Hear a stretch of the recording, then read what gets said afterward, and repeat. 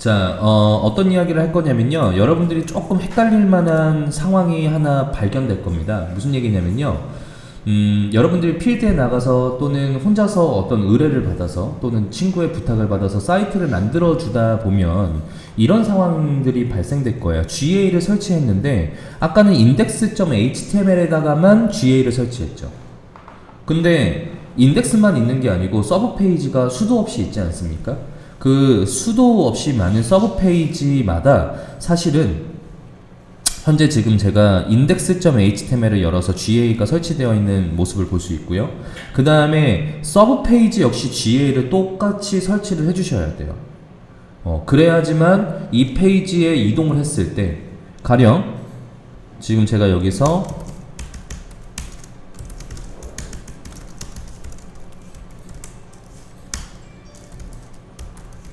자, 이렇게 제가 작성을 했고요. 요 주소로 잠깐 접속을 하도록 하겠습니다.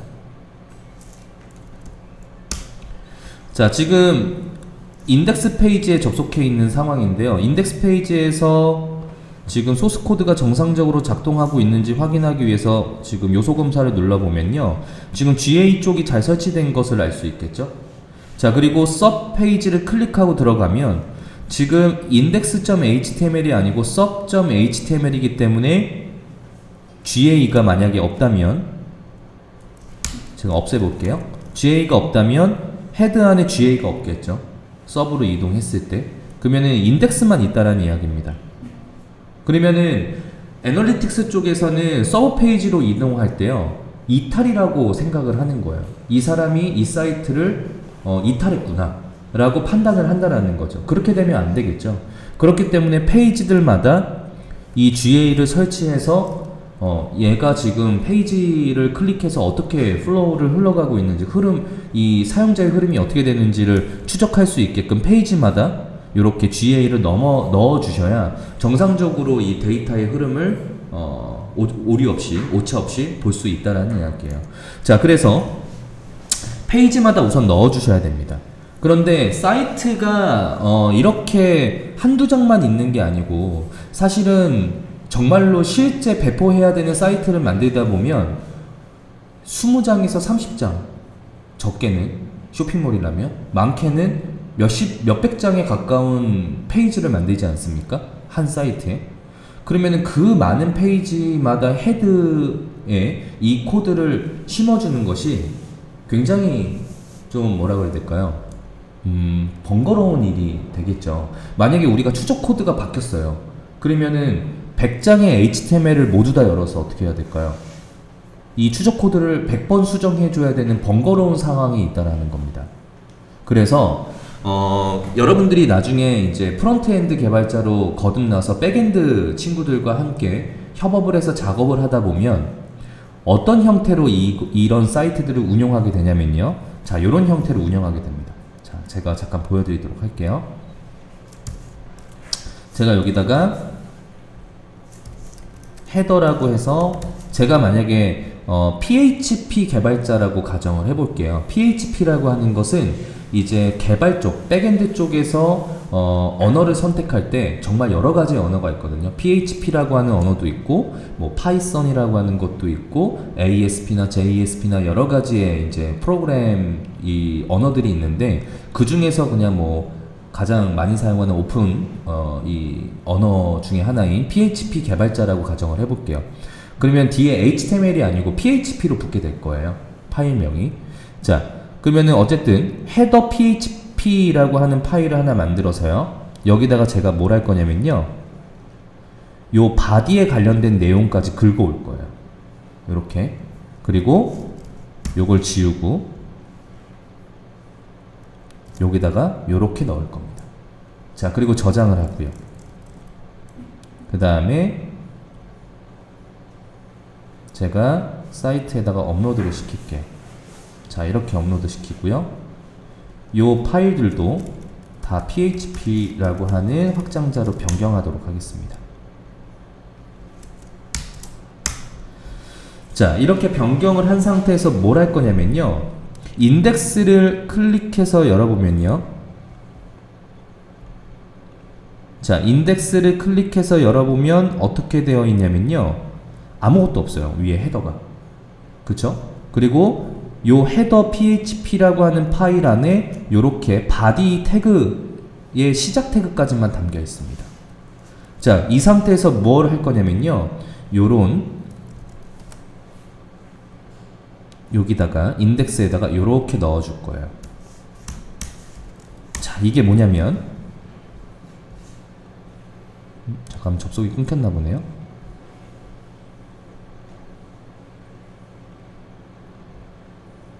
자, 다시 요거 지우고요. 자, 요렇게 넣겠습니다. 그리고 여기다가 header php라고 썼어요. 자, 그럼 이게 뭐가 되는 거냐면요. 현재 제가 열고 있는 index.html에는 php 파일에는요.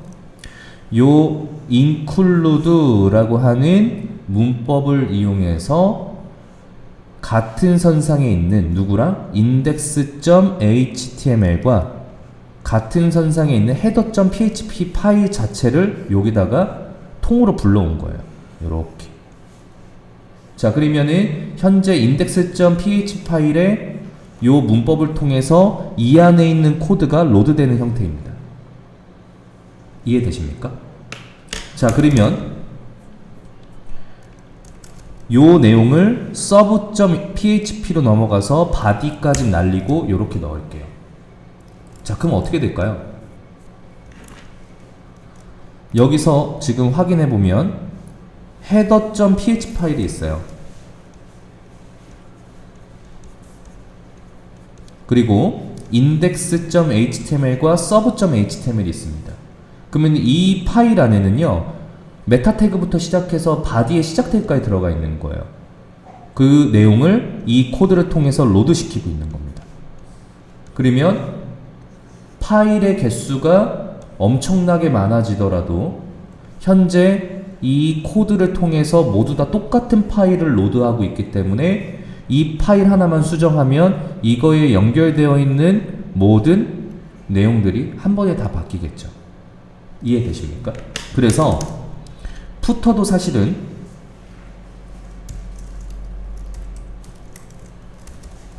푸터까지 이렇게 반복되는 요소들은요, 이렇게 넣어 놓는 거죠.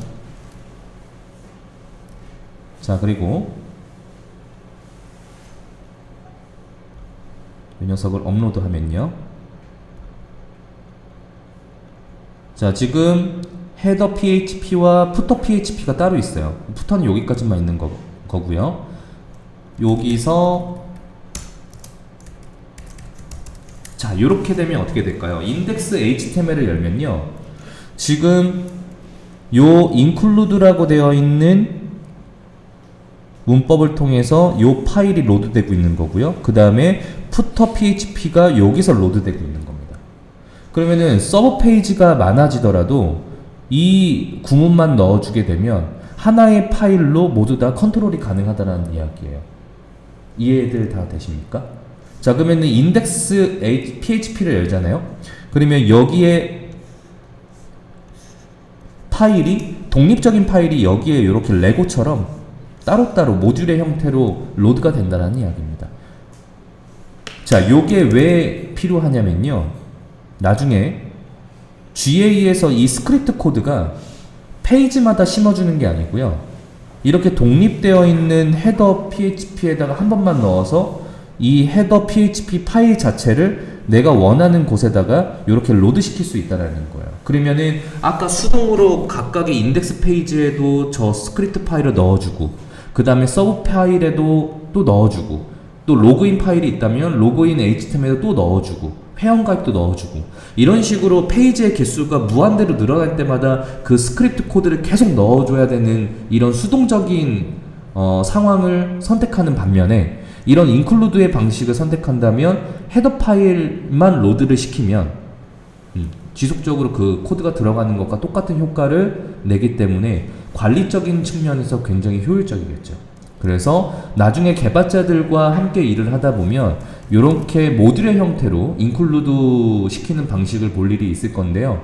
그런 것들은 이런 어떤 코드의 관리적인 측면에서 사용하는 방법이다라고 생각하시면 좋을 것 같습니다.